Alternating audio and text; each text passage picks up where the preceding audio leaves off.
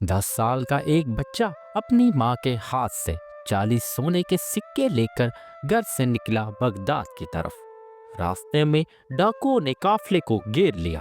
سب لوگ چھپانے لگے اپنا مال، لیکن جب ڈاکوؤں نے اس بچے سے پوچھا تیرے پاس کیا ہے، تو اس بچے نے کہا 40 سونے کے سکے۔ ڈاکو ہنس پڑا، سمجھا بچہ مذاق کر رہا ہے، لیکن جب اس بچے نے اپنی جیب سے وہ سکے نکال کر دکھا دیے تو وہ ڈاکو دنگ رہ گیا۔ اس نے پوچھا پاگل ہے کیا، سچ کیوں بولا؟ اور اس بچے نے جو جواب دیا، اس جواب نے اس سخت دل ڈاکو کو رلا دیا، اور وہ ڈاکو اپنے ساتھیوں سمیت توبہ کر کے اللہ کا ولی بن گیا۔ یہ کون تھا؟ یہ وہ بچہ تھا جس نے آگے چل کر پوری دنیا کو اللہ کی راہ دکھائی، جسے غوث اعظم کہا جاتا ہے، جس کا نام سن کر آج بھی لاکھوں دل دھڑکنے لگتے ہیں۔ حضرت شیخ عبد القادر جیلانی، المعروف حضرت غوث اعظم۔ دوستو، اگر آپ کو ایسی سچی اور دل کو چھونے والی کہانیاں پسند ہے تو ابھی فوراً اس چینل کو سبسکرائب کریں، ویڈیو کو لائک کریں اور اپنی رائے کمنٹ میں ضرور شیئر کریں، اور اپنے دوستوں اور عزیزوں کو بھی یہ ویڈیو ضرور بھیجیں، کیونکہ ایسی کہانیاں صرف سننے کے لیے نہیں بلکہ زندگی بدلنے کے لیے ہوتی ہیں۔ 11ویں صدی عیسوی کا دور تھا۔ اسلامی دنیا میں بڑی تبدیلیاں آ رہی تھیں۔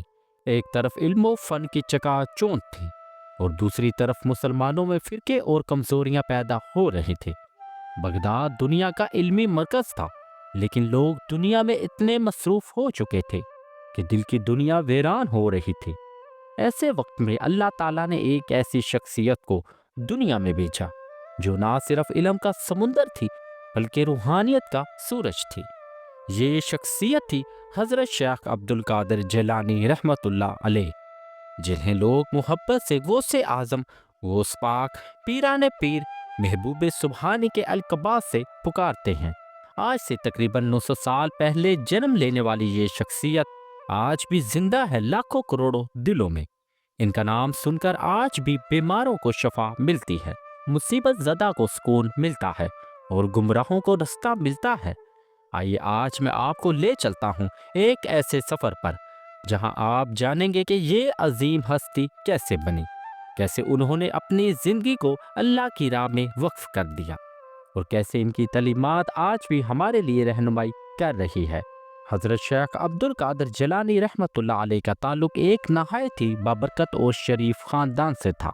ان کا سلسلہ نسب دونوں طرف سے رسول اکرم صلی اللہ علیہ وآلہ وسلم کے نواسوں تک پہنچتا ہے۔ والد کی طرف سے حضرت امام حسن کی اولاد میں سے تھے، اور والدہ کی طرف سے حضرت امام حسین کی نسل سے تعلق تھا، یعنی یہ حسنی حسینی دونوں سادات کی برکتوں کا مجموعہ تھے۔ ان کے والد کا نام ابو صالح موسیٰ تھا، جو خود بھی ایک نیک اور پرہیزگار انسان تھے، اور والدہ کا نام ام خیر فاطمہ تھا، جو ایک صالحہ اور عابدہ خاتون تھی۔ یہ دونوں صاحب کرامت بزرگ تھے۔ خاندان میں علم، تقوی اور روحانیت کی روشنی نسل در نسل چلتی آ رہی تھی۔ اسی لیے یہ کہنا غلط نہیں ہوگا کہ غوث پاک کو یہ عظمت وراثت میں ملی اور محنت سے بھی حاصل کی۔ خاندان کا تعلق جیلان نامی علاقے سے تھا، جو آج کل ایران میں واقع ہے۔ یہ علاقہ اپنے علماء اور صوفیہ کی وجہ سے مشہور تھا۔ غوث پاک کے خاندان کو لوگ عزت اور احترام کی نگاہ سے دیکھتے تھے، کیونکہ یہ خاندان دین اور دنیا دونوں میں کامیاب تھا۔ 641 ہجری میں ایک ایسی رات آئی جب جیلان کی فضاؤں میں ایک نور پھیل گیا۔ اسی رات ایک بچے کی ولادت ہوئی، جس کا نام رکھا گیا عبد القادر، یعنی قادر کا بندہ۔ اس نام میں ہی گویا ان کی پوری زندگی کا راز چھپا ہوا تھا۔ یہ بچہ پوری زندگی اللہ قادر مطلق کا بندہ بن کر رہے گا۔ ولادت کے وقت کئی حیران کن واقعات پیش آئے۔ کہا جاتا ہے کہ جس رات آپ پیدا ہوئے، اس رات آپ نے رمضان کے پورے روزے رکھے، دن میں دودھ نہیں پیا، صرف رات کو افطاری کے بعد دودھ پیتے۔ یہ بات سن کر آپ حیران ہوں گے، لیکن وہ نشانی تھی جو اللہ نے اپنے خاص بندوں کو دی ہے۔ بچپن سے ہی ان کی تربیت میں سنجیدگی تھی۔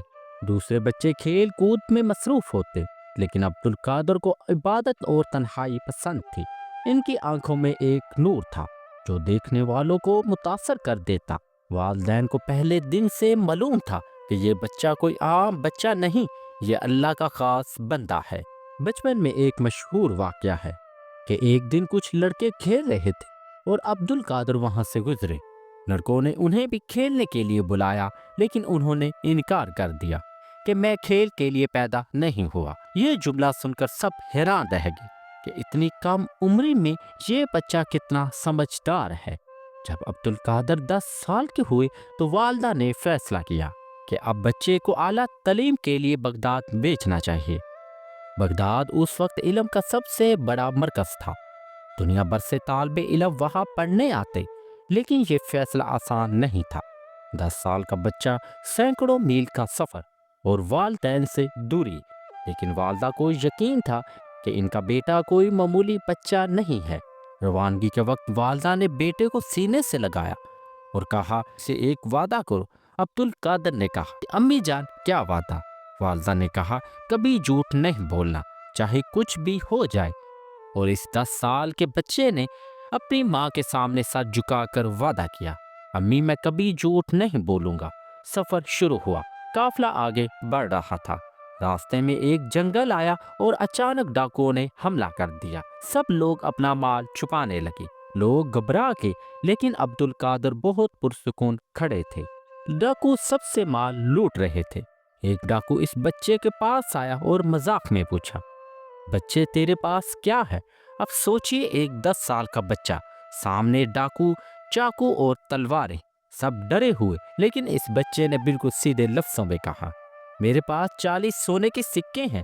ڈاکو ہنسنے لگے، سمجھا بچہ ڈر کر کچھ بھی بول رہا ہے، لیکن عبد القادر نے اپنے کرتے سے وہ سکے نکال کر دیے۔ ڈاکو حیران ہو گئے، باقی ڈاکو بھی جمع ہو گئے۔ سرگنا نے غصے میں پوچھا، احمق، سچ کیوں بتایا؟ چھپا لیتا تو ہم کو پتہ بھی نہیں چلتا۔ اور پھر اس 10 سال کے بچے نے جو جواب دیا وہ طریق بن گیا۔ انہوں نے کہا، میری امی نے مجھ سے کہا تھا کہ کبھی جھوٹ نہیں بولنا۔ میں نے ان سے وعدہ کیا تھا کہ میں اپنی امی سے کیا وعدہ کبھی نہیں توڑوں گا۔ یہ جواب سن کر وہ سخت دل ڈاکو، جو کتنے ہی لوگوں کو لوٹ چکا تھا، اس کی آنکھوں میں آنسو آ گئے۔ اس نے اپنے ساتھیوں سے کہا، یہ دیکھو، 10 سال کا بچہ اپنی ماں سے کیے وعدے پر قائم ہے۔ ہم نے اللہ سے کتنے وعدے کیے اور توڑ دیے۔ اور پھر وہ ڈاکو اور اس کے سارے ساتھی وہیں عبد القادر کے ہاتھوں توبہ کر کے اللہ کی راہ پر آ گئے۔ یہ تھا عبد القادر کی سچائی کا پہلا واقعہ۔ ابھی بغداد پہنچے بھی نہیں تھے اور 60 گناہ گاروں کو راہ دکھا دی۔ بغداد پہنچ کر عبد القادر نے علم حاصل کرنے کا سلسلہ شروع کیا۔ اس وقت بغداد میں مدرسہ نظامیہ سب سے بڑا تعلیمی ادارہ تھا۔ یہاں دنیا بھر کے بڑے بڑے علماء پڑھتے تھے۔ غوث پاک نے یہاں قرآن، حدیث، فقہ، تفسیر، علم کلام اور دیگر اسلامی علوم کی تعلیم حاصل کی۔ ان کے پہلے استاد شیخ ابو سعید مکرمی تھے، جن سے انہوں نے حنبلی فقہ کی تعلیم حاصل کی۔ پھر انہوں نے شیخ ابو الخطاب محفوظ کلوزانی سے فقہ کی باریکیاں سیکھیں۔ حدیث کی تعلیم کے لیے انہوں نے مشہور محدث ابو غالب محمد باقلانی سے استفادہ کیا۔ تفسیر میں شیخ ابو محمد جعفر سے علم حاصل کیا۔ لیکن غوث پاک صرف ظاہری علوم تک محدود نہیں رہنا چاہتے تھے، انہیں تو دل کی دنیا سنوارنی تھی، روح کو پاک کرنا تھا۔ اسی لیے انہوں نے روحانی تربیت کے لیے حضرت شیخ حماد طباس رحمۃ اللہ علیہ کی صحبت اختیار کی۔ یہ وہ بزرگ تھے جو اپنے زمانے کے عظیم صوفی اور ولی تھے۔ شیخ حماد طباس کی خدمت میں عبد القادر نے کئی سال گزارے۔ یہ دن ایسے تھے جب کھانے کو ایک روٹی نہیں ملتی، لیکن دل میں ایسا سکون تھا جو بادشاہوں کو بھی نصیب نہیں ہوا۔ رات رات بھر عبادت، دن بھر ریاضت اور ہر وقت اللہ کے ذکر میں مصروف رہنا۔ کبھی کبھی تو ایسا ہوتا تھا کہ کئی دن فاقے میں ہو جاتے، لیکن شکایت کا ایک لفظ بھی زبان پر نہیں آتا۔ شیخ حماد نے جب دیکھا کہ یہ نوجوان ہر امتحان میں پورا اترتا ہے، تو انہوں نے عبد القادر کو تمام روحانی علوم اور باطنی اسرار سے نواز دیا، اور ایک دن فرمایا، عبد القادر، اب تم مکمل ہو گئے، اب تمہارا کام لوگوں کی رہنمائی کرنا ہے۔ جب عبد القادر جیلانی نے آنکھیں کھولی تو مسلمانوں کی حالت بہت خراب تھی۔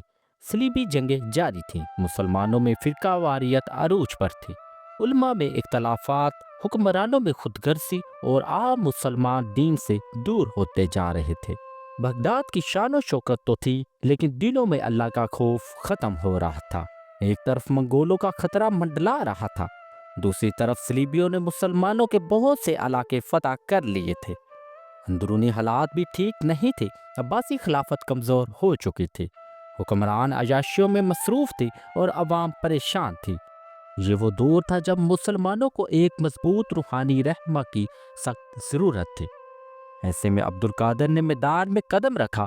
انہوں نے دیکھا کہ لوگ دنیا کے پیچھے بھاگ رہے ہیں اور آخرت کو بھول چکے ہیں، امیر لوگ غریبوں کا حق مار رہے ہیں، علماء اقتدار کی چاپلوسیوں میں لگے ہیں، صوفیہ میں سے بہت سے لوگ شریعت سے ہٹ گئے، چاروں طرف افراتفری تھے۔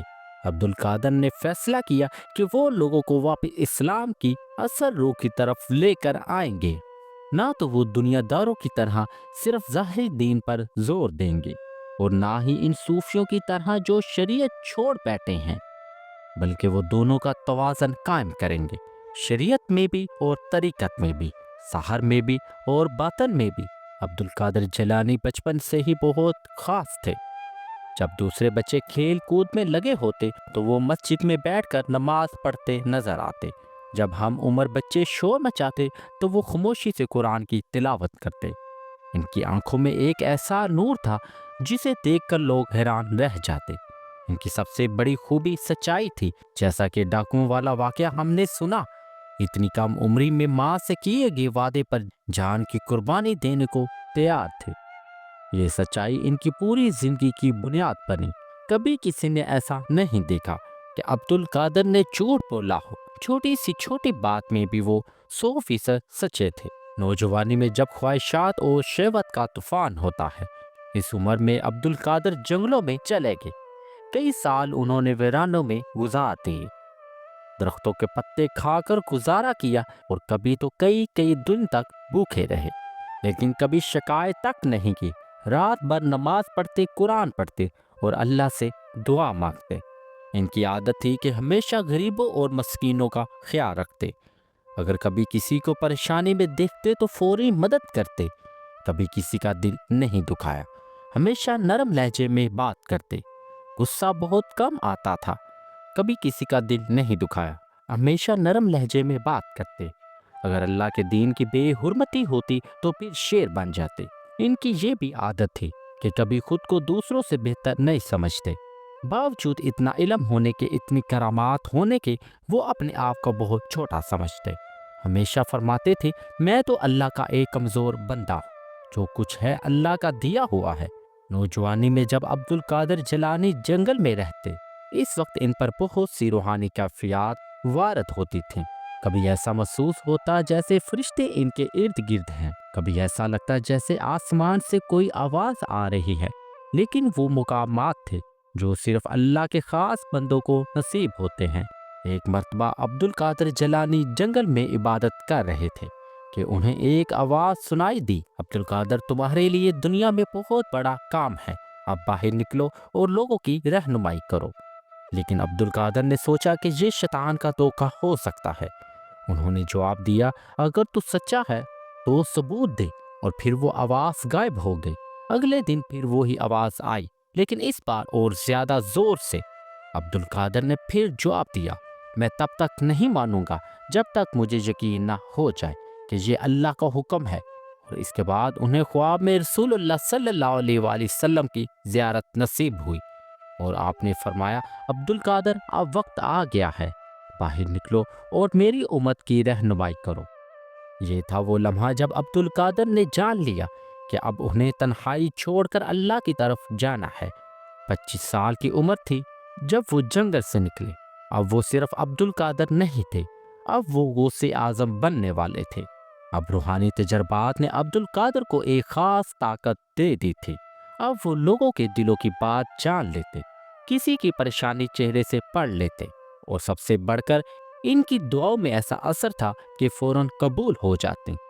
عبد القادر جیلانی کی زندگی کا ہر لمحہ اللہ کی یاد میں گزرتا تھا۔ نماز، روزہ، تلاوت، ذکر، یہ سب ان کی زندگی کا لازمی حصہ تھے، لیکن ان کی عبادت میں ایک خاص کیفیت تھی۔ جب وہ نماز پڑھتے تو ایسا لگتا جیسے اللہ سے باتیں کر رہے ہیں۔ جب قرآن پڑھتے تو آنکھوں سے آنسو بہنے لگتے۔ رات کی نمازوں میں ان کا خاص شغل تھا۔ کہا جاتا ہے کہ وہ رات کا بیشتر حصہ نماز اور ذکر میں گزارتے، کبھی کبھی پوری رات کھڑے کھڑے نماز پڑھتے رہتے۔ تھکاوٹ کا احساس تک نہیں ہوتا، کیونکہ دل میں اللہ کی محبت کا سمندر موجزن تھا۔ ذکر ان کی زبان پر ہر وقت جاری رہتا، چلتے پھرتے، بیٹھتے اٹھتے، کھاتے پیتے، ہر حال میں اللہ اللہ کی صدا ان کے دل سے نکلتی رہتی۔ انہوں نے اپنے مریدوں کو بھی یہی سکھایا کہ ذکر صرف زبان سے نہیں بلکہ دل سے ہونا چاہیے۔ جب دل اللہ کی یاد میں ڈوب جائے تو پھر ہر سانس ذکر بن جاتی ہے۔ روزوں کا تو یہ حال تھا کہ پوری زندگی میں شاید ہی کوئی ایسا دن گزرا ہو جب انہوں نے روزہ نہ رکھا ہو۔ رمضان کے علاوہ باقی مہینوں میں بھی نفلی روزے رکھتے، کبھی کبھی مسلسل کئی کئی دن، اور اس کے باوجود کمزوری کا شکوہ نہیں، بلکہ چہرے پر ایسا نور تھا جو دیکھنے والوں کو حیران کر دیتا۔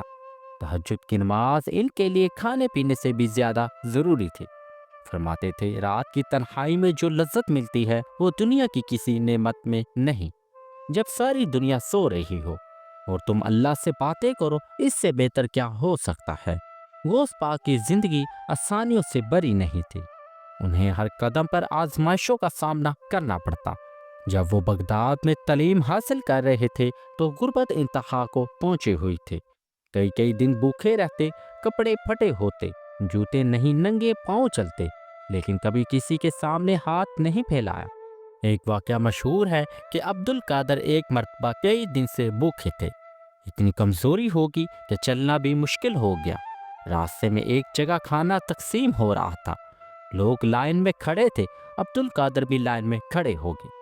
جب ان کی باری آئی تو کھانا ختم ہو چکا تھا۔ لوگوں نے کہا، معاف کرنا، اب کچھ نہیں بچا۔ عبد القادر مسکرائے اور بولے، کوئی بات نہیں، اللہ نے یہی منظور کیا تو یہی بہتر ہے، اور واپس چلے گئے۔ جنگل میں جو برسوں گزارے وہ اور بھی مشکل تھے۔ جنگلی جانور، سخت موسم، کھانے کو کچھ نہیں، صرف درختوں کے پتے اور جنگلی پھل۔ کبھی کبھی پانی بھی میسر نہیں ہوتا، لیکن وہ راضی تھے کیونکہ یہ سب اللہ کی راہ میں تھا۔ جب انہوں نے تبلیغ شروع کی تو مخالفتیں سامنے آئی۔ کچھ علماء نے کہا کہ یہ نیا راستہ نکال رہے ہیں، کچھ صوفیوں نے کہا کہ یہ شریعت پر زور دیتے ہیں۔ دنیا دار لوگوں کی ان کی باتیں باری لگتی کیونکہ وہ سچ کہتے تھے۔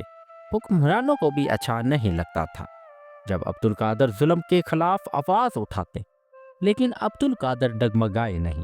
انہوں نے کبھی سچ کہنے سے پیچھے قدم نہیں ہٹایا، چاہے کتنی بھی مخالفت ہو۔ آپ فرماتے تھے، جو اللہ کو راضی کرنا چاہتا ہے اسے لوگوں کی ناراضگی کی پرواہ نہیں ہونی چاہیے۔ ان کی سب سے بڑی قربانی یہ تھی کہ انہوں نے دنیا کی ہر آسائش کو ٹھکرا دیا۔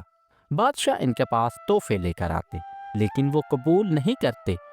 امیر لوگ کہتے کہ ہم آپ کے لیے محل بنوا دیں گے، لیکن وہ اپنی سادہ سی جھونپڑی میں خوش تھے۔ دنیا نے ان کے قدموں میں خود کو ڈال دیا، لیکن انہوں نے دنیا کو ٹھکرا دیا۔ غوث پاک کی کرامت کا ذکر شروع کیا جائے تو کتابیں لکھی جا سکتی ہیں، لیکن کچھ واقعات ایسے ہیں جو بہت مشہور ہیں اور جن کا اثر آج بھی لوگوں کے دلوں پر ہے۔ ایک مرتبہ بغداد میں قحط پڑ گیا، مہینوں بارش نہیں ہوئی، لوگ بھوک سے مر رہے تھے۔ لوگوں نے بہت دعائیں کی لیکن بارش نہیں ہوئی۔ پھر کسی نے کہا کہ چلو غوث پاک کے پاس چلتے ہیں۔ ہزاروں لوگ جمع ہو گئے اور عبد القادر سے التجا کی، یا شیخ ہماری مدد کریں، بارش کے لیے دعا کریں۔ عبد القادر جیلانی نے ہاتھ اٹھائے اور دعا شروع کی۔ ابھی دعا مکمل بھی نہیں ہوئی تھی کہ آسمان پر بادل چھا گئے اور پھر ایسی بارش شروع ہوئی جیسے آسمان پھٹ گیا ہو۔ لوگ حیران تھے۔ کچھ ہی منٹوں میں اللہ نے دعا قبول کر لی تھی، غوث پاک کی دعا۔ اس دن ہزاروں لوگ ان کے مرید بنے۔ ایک اور واقعہ بہت مشہور ہے کہ ایک عورت اپنے مردہ بیٹے کو لے کر غوث پاک کے پاس آئی، رو رو کے کہنے لگی، یا شیخ، میرا اکلوتا بیٹا تھا، اب میرا سہارا کون ہے؟ اللہ سے دعا کرے۔ لوگ کہنے لگے، پاگل عورت، مردے کو زندہ کرنا اللہ کے ہاتھ میں ہے، لیکن عبد القادر کو اس کی ماں کی تڑپ نے متاثر کیا۔ انہوں نے دعا کی اور پھر اس مردہ بچے کی طرف دیکھ کر کہا، اللہ کے حکم سے اٹھ کھڑا ہو، اور سب کے سامنے وہ بچہ زندہ ہو گیا۔ لوگ دنگ رہ گئے، یہ کیسا کرشمہ تھا؟ لیکن غوث پاک نے فوراً کہا، یہ میرا کام نہیں، یہ اللہ کا کرم ہے، میں تو صرف ایک واسطہ ہوں۔ ایک مرتبہ ایک یہودی عالم عبد القادر کو آزمانے آیا۔ اس نے سوچا کہ میں ان سے ایسے سوال پوچھوں گا جو یہ نہیں بتا سکیں گے۔ وہ آیا اور بڑے غرور سے بولا، اے شیخ، لوگ کہتے ہیں کہ آپ بہت بڑے عالم ہیں۔ میرے 3 سوال ہیں، اگر جواب دے دیے تو میں مسلمان ہو جاؤں گا۔ عبد القادر مسکرائے اور بولے، پوچھو بیٹا۔ یہودی نے 3 بہت پیچیدہ سوال پوچھے اور غوث پاک نے ایک ایک کر کے سب کا جواب دیا کہ وہ یہودی عالم حیران رہ گیا اور پھر وہیں کلمہ پڑھ کر مسلمان ہو گیا۔ بعد میں وہ غوث پاک کا مرید بن گیا۔ ایک اور حیرت انگیز واقعہ یہ ہے کہ ایک دن غوث پاک درس دے رہے تھے، ہزاروں لوگ بیٹھے ہوئے تھے۔ اچانک انہوں نے اپنا درس روک دیا اور کہا، میرے شاگرد اٹھو اور فوراً دریا کی طرف دوڑو، ایک کشتی ڈوب رہی ہے۔ شاگرد دوڑے، پہنچے تو دیکھا کہ واقعی ہی ایک کشتی ڈوبنے لگی تھی۔ انہوں نے لوگوں کو بچا لیا۔ بعد میں پوچھا گیا کہ آپ کو کیسے پتا چلا، تو آپ نے فرمایا، اللہ نے دکھا دیا۔ غوث پاک صرف کرامت کے مالک نہیں تھے، وہ اپنے دور کے سب سے بڑے عالم بھی تھے۔ انہوں نے بغداد میں مدرسہ قادریہ قائم کیا، جہاں ہزاروں طالب علم فارغ التحصیل ہوئے۔ ان میں سے بہت سے آگے چل کر بہت بڑے عالم اور مفتی بنے۔ ان کے درس کا یہ عالم تھا کہ بعض اوقات 70,000 سے زیادہ لوگ ان کے مجمع میں جمع ہوتے۔ بغداد کی کوئی جگہ اتنی بڑی نہیں تھی جہاں اتنے لوگ سما سکیں، اس لیے کھلے میدان میں محفل ہوتی۔ اور حیرت کی بات یہ ہے کہ دور بیٹھے لوگوں کو بھی غوث اعظم کی آواز صاف سنائی دیتی۔ یہ بھی اللہ کا کرشمہ تھا۔ ان کا طریقہ تعلیم بہت خاص تھا، وہ مشکل سے مشکل بات کو بھی آسان لفظوں میں سمجھا دیتے، عام آدمی بھی سمجھ جاتا اور عالم بھی فائدہ اٹھاتا۔ قرآن کی تفسیر ہو یا حدیث کی تشریح، فقہ کے مسائل ہوں یا تصوف کی باریکیاں، ہر چیز میں ان کا علم گہرا تھا۔ تصوف میں ان کا مقام ہی الگ تھا۔ انہوں نے قادریہ سلسلے کی بنیاد رکھی جو آج دنیا بھر میں پھیلا ہوا ہے۔ لاکھوں کروڑوں لوگ اس سلسلہ سے جڑے ہوئے ہیں، لیکن غوث اعظم کا تصوف شریعت سے الگ نہیں تھا۔ وہ ہمیشہ فرماتے تھے، تصوف شریعت کے بغیر گمراہی ہے اور شریعت تصوف کے بغیر بے جان ہے۔ انہوں نے معاشرے کو یہ سکھایا کہ اللہ کا قرب حاصل کرنے کے لیے دنیا چھوڑنا ضروری نہیں، بلکہ دنیا میں رہتے ہوئے دل کو اللہ کے ساتھ جوڑنا ضروری ہے۔ شادی کرو، کاروبار کرو، خاندان کی ذمہ داریاں نبھاؤ، لیکن ساتھ میں اللہ کو نہ بھولو۔ انہوں نے غریبوں اور محتاجوں کی خدمت کو عبادت قرار دیا۔ فرماتے تھے، اگر تم واقعی میں اللہ سے محبت کرتے ہو تو اللہ کی مخلوق سے بھی محبت کرو۔ بھوکوں کو کھانے کھلاؤ، ننگوں کو کپڑے دو، بیماروں کی تیمارداری کرو۔ غوث پاک کی کرامت کے واقعات اتنے زیادہ ہیں کہ ان کا شمار مشکل ہے، لیکن کچھ واقعات ایسے ہیں جو ہر مجلس میں بیان ہوتی ہیں۔ ایک مرتبہ بغداد میں زبردست آگ لگ گئی۔ آگ تیزی سے پھیل رہی تھی، لوگ اپنا اپنا سامان لے کر بھاگ رہے تھے۔ آگ غوث پاک کے گھر کی طرف بڑھ رہی تھی۔ لوگوں نے کہا، یا شیخ بھاگیں، آگ آ رہی ہے۔ لیکن غوث پاک بالکل پرسکون بیٹھے رہے اور فرمایا، آگ میرے گھر کو نہیں جلائے گی۔ آگ قریب آئی، بالکل گھر تک پہنچ گئی، لیکن پھر ایسا لگا جیسے کسی نے اسے روک دیا ہو۔ آگ وہیں رک گئی اور پھر دوسری طرف چلی گئی۔ غوث پاک کا گھر بالکل محفوظ رہا۔ لوگوں نے اپنی آنکھوں سے یہ کرشمہ دیکھا اور حیران رہ گئے۔ ایک دن غوث پاک جنگل سے گزر رہے تھے۔ ایک زخمی شیر راستے میں پڑا تھا۔ لوگ ڈر کر دور بھاگ رہے تھے، لیکن غوث پاک اس کے پاس گئے۔ شیر نے ان کی طرف دیکھا اور پھر خاموش ہو گیا۔ غوث پاک نے اس کے زخموں پر ہاتھ پھیرا اور دعا کی۔ شیر ٹھیک ہو گیا اور پھر وہی شیر غوث پاک کے قدموں میں لوٹنے لگا جیسے کوئی بلی لوٹتی ہے۔ ایک چور نے غوث پاک کے گھر میں چوری کرنے کا ارادہ کیا۔ رات کو گھر میں داخل ہوا، لیکن جیسے ہی اندر گیا وہ اپنی جگہ سے ہل نہیں سکا۔ صبح ہو گئی اور وہ وہیں کھڑا رہا۔ لوگوں نے دیکھا تو حیران ہو گئے۔ غوث پاک سے پوچھا تو فرمایا یہ چوری کرنے آیا تھا، لیکن اللہ نے اسے روک دیا۔ پھر غوث پاک نے اسے نصیحت کی اور جانے دیا۔ وہ چور توبہ کر کے نیک آدمی بن گیا۔ ایک شخص کو کوڑ کی بیماری تھی۔ ڈاکٹروں نے جواب دے دیا اور وہ نا امید ہو کر غوث پاک کے پاس آیا۔ غوث پاک نے اس پر ہاتھ رکھا اور دعا کی اور پھر فرمایا گھر جاؤ، اللہ نے تمہیں شفا دے دی ہے۔ وہ شخص گھر گیا اور دیکھا کہ وہ واقعی میں بالکل صحت مند ہو چکا ہے۔ اس کے جسم پر کوڑ کا نام و نشان تک نہیں تھا۔ ایک مرتبہ غوث پاک کو دریا پار کرنا تھا۔ کشتی نہیں تھی، لوگ انتظار کر رہے تھے، لیکن غوث پاک نے بسم اللہ کہا اور دریا پر قدم رکھ دیا، اور وہ پانی پر ایسے چلنے لگے جیسے زمین پر چل رہے ہوں۔ ان کے ساتھ والے لوگ دنگ رہ گئے۔ یہ دیکھ کر کئی لوگوں نے اسلام قبول کر لیا۔ غوث پاک کو اللہ نے وہ آنکھ دی تھی جس سے وہ غیب کی باتیں دیکھ لیتے۔ کئی مرتبہ ایسا ہوا کہ انہوں نے دور کی باتیں بتا دیں، کسی کے گھر میں کیا ہو رہا ہے، کوئی کیا سوچ رہا ہے، کسی کی کیا نیت ہے، یہ سب ان کو معلوم ہو جاتا، لیکن وہ اپنے اس عمل کو غلط استعمال کبھی نہیں کرتے۔ غوث پاک کی زندگی کا سب سے خوبصورت پہلو یہ تھا کہ وہ ہمیشہ لوگوں کی مدد کے لیے تیار رہتے، امیر ہو یا غریب، مسلمان ہو یا غیر مسلم، سب کے لیے ان کا دروازہ کھلا تھا۔ ان کے گھر میں روزانہ سینکڑوں لوگ کھانا کھاتے۔ یہ کھانا کہاں سے آتا اللہ ہی جانتا ہے، لیکن کبھی کوئی بھوکا واپس نہیں گیا۔ کہا جاتا ہے کہ کبھی کبھی کھانا کم ہوتا، لیکن جب تقسیم ہوتا تو سب کے لیے کافی ہوتا۔ یہ بھی اللہ کی برکت تھی۔ غریب لڑکیوں کی شادی کروانا، یتیموں کی پرورش کرنا، بیواؤں کی مدد، بیماروں کا علاج، یہ سب کام غوث پاک کی نگرانی میں ہوتے تھے، اور وہ خود بھی اس میں حصہ لیتے اور اپنے مریدوں کو بھی اس کام میں لگا دیتے۔ ایک واقعہ مشہور ہے کہ ایک غریب آدمی کی بیٹی کی شادی تھی، لیکن اس کے پاس کچھ بھی نہیں تھا۔ وہ شرمندہ ہو کر غوث پاک کے پاس آیا۔ غوث پاک نے فوراً انتظام کروا دیا، جہیز دیا، کھانے کا انتظام کیا اور اس شادی میں خود بھی شریک ہوئے۔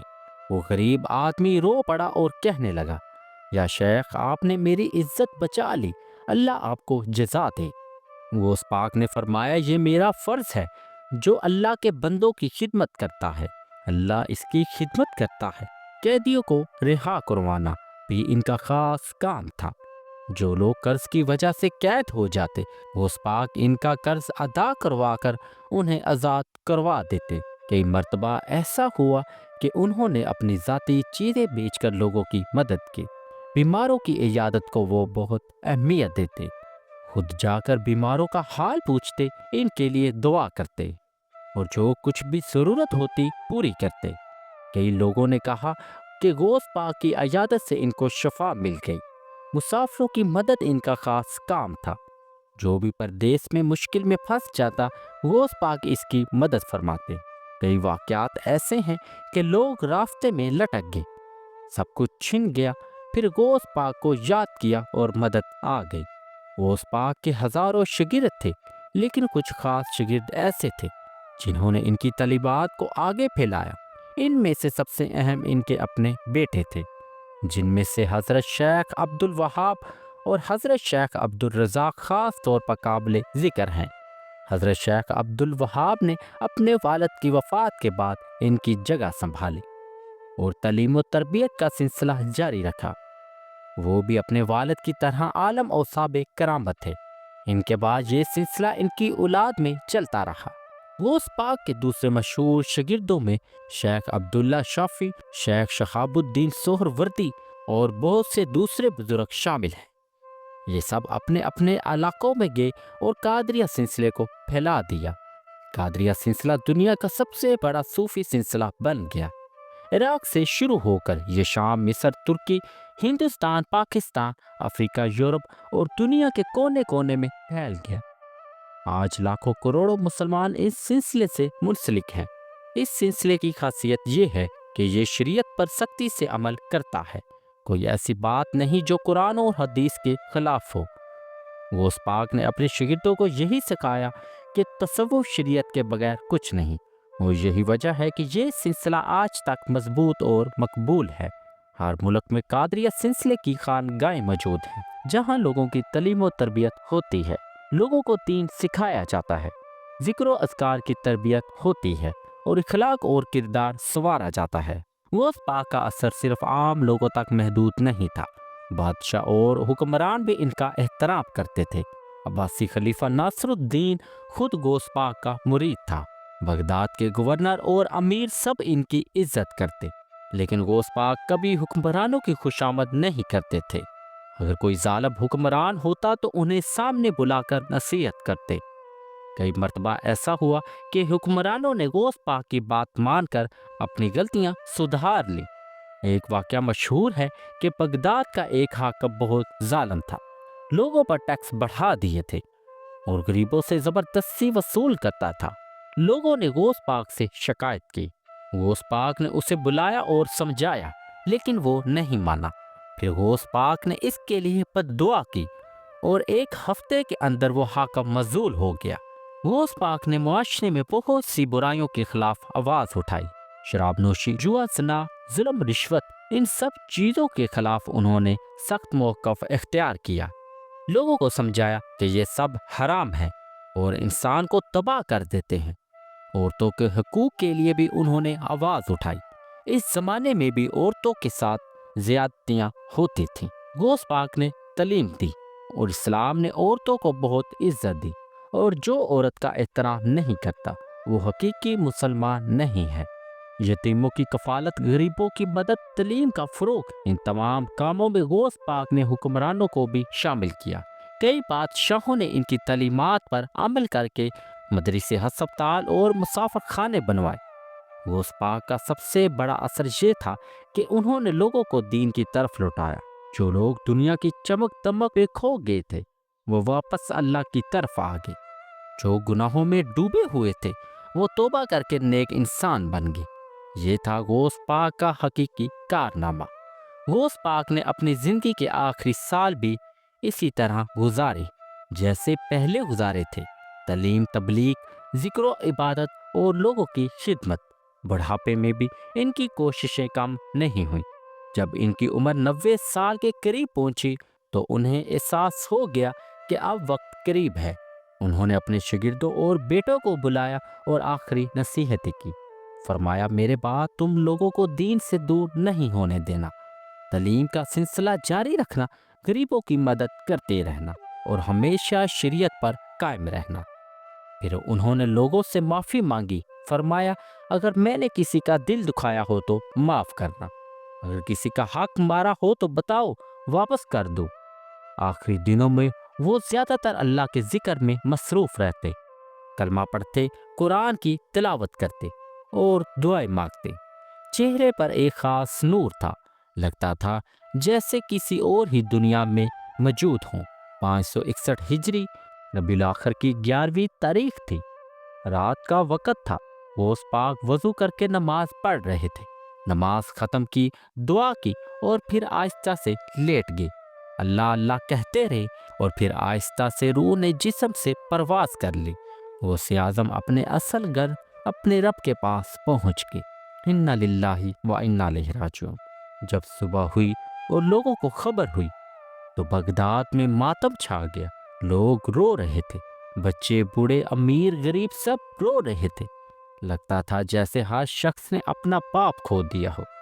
جنازے میں لاکھوں لوگ شریک ہوئے، بادشاہ سے لے کر فقیر تک۔ جنازہ اٹھانے کے لیے لوگ ایک دوسرے سے کہہ رہے تھے کہ مجھے بھی موقع ملنا چاہیے، کیونکہ لوگ جانتے تھے کہ غوث پاک کا جنازہ اٹھانا بھی ایک بہت بڑی سعادت ہے۔ بغداد میں ہی دفن کیے گئے۔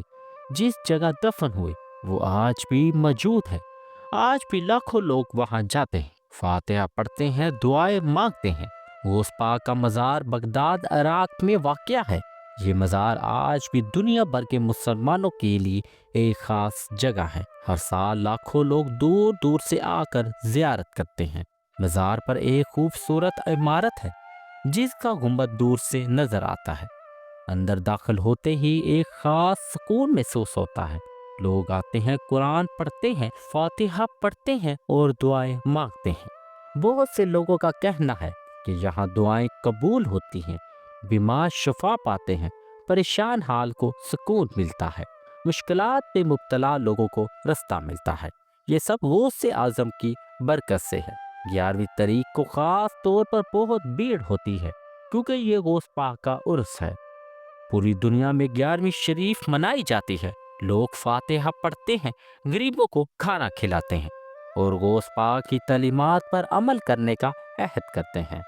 پاکستان، ہندوستان، بنگلہ دیش میں تو 11ویں شریف کا خاص اہتمام ہوتا ہے۔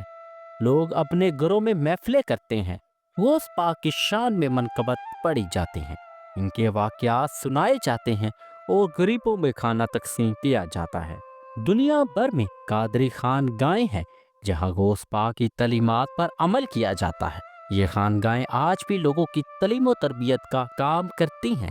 یہاں لوگوں کو دین سکھایا جاتا ہے، اخلاق سکھائے جاتے ہیں اور روحانی تربیت دی جاتی ہے۔ بہت سے لوگ جو مشکلات میں ہوتے ہیں وہ گھر میں بیٹھے غوث پاک سے مدد مانگتے ہیں، دعائیں کرتے ہیں اور پھر کہتے ہیں کہ ان کی مدد ہو گئی۔ یہ غوث پاک کی روحانی طاقت ہے جو آج بھی کام آتی ہے۔ غوث پاک کی زندگی سے ہمیں بہت سبق ملتے ہیں، لیکن سب سے بڑا سبق یہ کہ سچائی سب سے بڑی طاقت ہے۔ دیکھیں نا، 10 سال کی عمر میں سچ بولنے کی وجہ سے 60 ڈاکو توبہ کر گئے۔ یہ سچائی کی طاقت ہے۔ آج کے دور میں جب جھوٹ عام ہو گیا، فریب عام ہے، دھوکہ دہی عام ہے، ایسے واقعات میں غوث اعظم کی سچائی ہمیں راستہ دکھاتی ہے۔ اگر ہم سچے بن جائیں تو ہماری زندگی بدل سکتی ہے۔ دوسرا بڑا سبق اخلاص ہے۔ غوث اعظم نے ہر کام اللہ کی رضا کے لیے کیا، نہ کہ نام و نہود کے لیے، شہرت کے لیے نہیں، بلکہ بس اللہ کو خوش کرنے کے لیے۔ آج ہم جو بھی نیک کام کرتے ہیں سوشل میڈیا پر ڈال دیتے ہیں، لوگوں کو دکھانے کے لیے کرتے ہیں، لیکن غوث پاک نے سکھایا کہ نیکی چھپا کر کرو، اللہ دیکھ رہا ہے۔ تیسرا سبق صبر ہے۔ غوث پاک نے کتنی مشکلات برداشت کی، بھوک، پیاس، تکلیف، مخالفت، لیکن کبھی شکایت نہیں کی۔ آج ہم ذرا سی تکلیف میں اللہ سے شکوہ کرتے ہیں۔ غوث پاک نے سکھایا کہ صبر سے ہر مشکل آسان ہو جاتی ہے۔ چوتھا سبق خدمت خلق ہے۔ غوث پاک کی پوری زندگی لوگوں کی خدمت میں گزری، غریبوں کی مدد، بیماروں کی عیادت، یتیموں کی کفالت۔ یہ سب کام آج بھی ضروری ہیں۔ آج جب ہر شخص صرف اپنی فکر میں ہے، غوث پاک کی تعلیمات ہمیں یاد دلاتے ہیں کہ دوسروں کی مدد کرو۔ پانچواں سبق توازن ہے۔ غوث پاک نے شریعت اور طریقت دونوں کو برابر اہمیت دی، نہ تو صرف ظاہری دین اور نہ ہی صرف باطنی دین، دونوں کا توازن۔ آج کچھ لوگ صرف شریعت کو اہمیت دیتے ہیں اور دل کو بھول جاتے ہیں، اور کچھ لوگ صرف روحانیت کی باتیں کرتے ہیں اور شریعت کو نظر انداز کر دیتے ہیں۔ غوث پاک نے سکھایا کہ یہ دونوں ضروری ہیں۔ چھٹا سبق تواضع ہے۔ غوث پاک اتنے بڑے بزرگ تھے لیکن تکبر نام کی کوئی چیز نہیں تھی، ہمیشہ اپنے آپ کو چھوٹا سمجھتے۔ آج جب تھوڑی سی دولت یا علم مل جائے تو غرور آ جاتا ہے، لیکن غوث پاک نے سکھایا کہ جتنا بڑا بنو اتنے ہی عاجز بنو۔ ساتواں اور سب سے اہم سبق اللہ سے محبت ہے۔ غوث پاک کی ہر سانس اللہ کے لیے تھی، ہر دھڑکن اللہ کے لیے۔ یہی وہ چیز ہے جو آج ہم سب سے غائب ہے۔ ہم دنیا سے محبت کرتے ہیں، مال سے، شہرت سے۔ غوث پاک نے سکھایا کہ اگر اللہ سے محبت ہو تو باقی سب چیزیں خود بخود ٹھیک ہو جاتے ہیں۔ آج کے دور میں جب نوجوان بے راہ روی کا شکار ہیں، جب خاندان ٹوٹ رہے ہیں، جب معاشرہ بگڑ رہا ہے، ایسے وقت میں غوث پاک کی تعلیمات ہمارے لیے روشنی کا مینار ہیں۔ اگر ہم ان کی تعلیمات پر عمل کریں تو ہماری انفرادی اور اجتماعی زندگی دونوں سنور سکتی ہے۔ دوستو، یہ کہانی یہاں ختم نہیں ہوتی۔ غوث پاک کا جسم تو 900 سال پہلے اس دنیا سے چلا گیا، لیکن ان کی روح، ان کی تعلیمات، ان کی برکتیں آج بھی زندہ ہیں۔ آج بھی لاکھوں کروڑوں لوگ ان سے محبت کرتے ہیں، ان کی تعلیمات پر چلتے ہیں اور ان کا نام سن کر دلوں میں سکون پاتے ہیں۔ غوث پاک کی زندگی ہمیں یہ سکھاتی ہے کہ عظمت مال اور دولت میں نہیں، شہرت اور طاقت میں نہیں، بلکہ عظمت اخلاق اور کردار میں ہے۔ غوث پاک کے پاس نہ محل تھے نہ خزانے، لیکن آج 900 سال بعد بھی دنیا ان کا نام لے رہی ہے۔ یہ ہے اصل کامیابی۔ اگر ہم بھی چاہتے ہیں کہ ہماری زندگی کامیاب ہو، ہمارا نام اچھائی سے لیا جائے اور ہم آخرت میں کامیاب ہوں، تو ہمیں غوث پاک کی زندگی سے سیکھنا ہوگا۔ ان کی سچائی، ان کا اخلاص، ان کا صبر، ان کی خدمت اور سب سے بڑھ کر ان کی اللہ سے محبت۔ یاد رکھیں، غوث پاک بھی ہماری طرح انسان تھے، لیکن انہوں نے اپنے آپ کو بنایا، محنت کی، ریاضت کی، کوشش کی، اور پھر وہ مقام حاصل کیا جو بہت کم لوگوں کو ملتا ہے۔